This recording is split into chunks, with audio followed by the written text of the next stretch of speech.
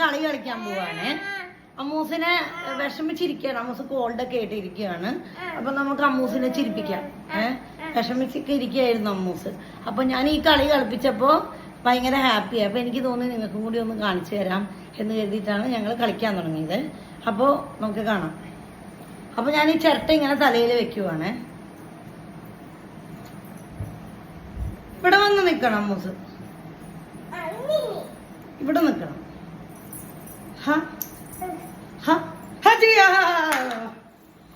ഇതാണ് കളി. അപ്പൊ അമ്മൂസിന്റെ ചിരി നിങ്ങൾ സന്തോഷം നിങ്ങൾ കണ്ടോളൂ കേട്ടോ.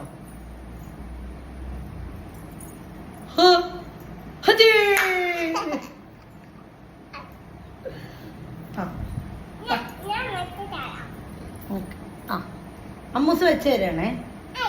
വെച്ചാ അമ്മൂച്ച് വെച്ചാ